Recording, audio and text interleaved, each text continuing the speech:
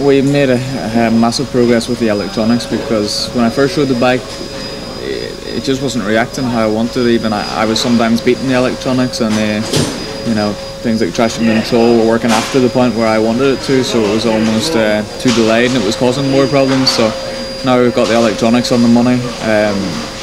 In Portugal, I wanted to start getting an understanding of the bike, the chassis feeling, and there was rain on and off, so I didn't get to feel so much at that. So we still have some fine tuning to do.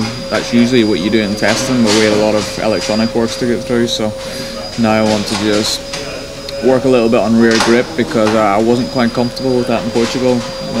Lap times were good for a half race distance, but I wasn't happy with how much spinning we had, so we really need to work on that.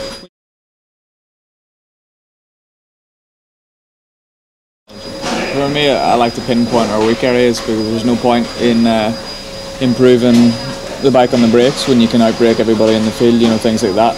I'm not saying that we can do that, but just as an example, you need to work in your weak areas. If rear grip is weak, you got to improve that. If your front end feeling's poor, you got to give the rider some feeling. So you always got to kind of have a plan, but be flexible at the same time, because in Portugal we got some rain and there was no point in just sitting in the pits. We went out there, get through some work in the wet weather conditions as well. So if it rains in Phillip Island on the grid, or in Oregon, Aston, anywhere, we're ready for wet weather now too.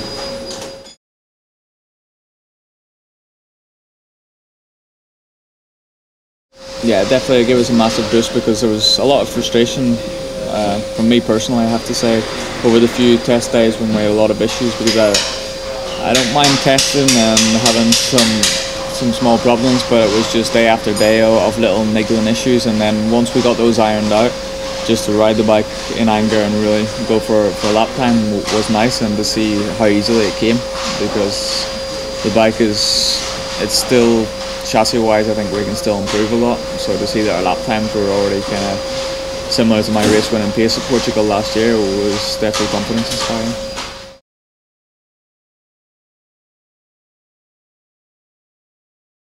The feeling the front of the chassis, I really like the front end feeling, especially through the tight corners.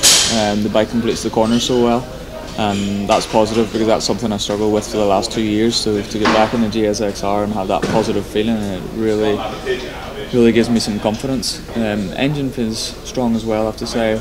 It's difficult to know top speed until I compare it against other guys, but I can feel acceleration of the engine is definitely there. So we've got a good package. The bike responds well to riding hit aggressively, that's for sure. The Aprilia, the last few years, you could ride it to a point, and then if you try to push it any harder, you wouldn't go faster, because you would get chatter or you'd run offline. Whereas the Suzuki, the harder you ride the bike, I think the better it responds.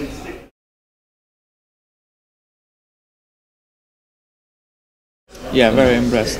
Alex's pace has been incredible, and he is so aggressive on the bike. I've seen him on track, and he's riding the bike really hard and really loose, and that seems to be the way to ride the Suzuki. He's used to riding the inline 4, where you can get away with a little bit more, be a bit more out of line, and he's really taking full advantage of that. And you can see his pace at a track where he hadn't ridden before, he was already strong, so I think he's going to be right up there this year.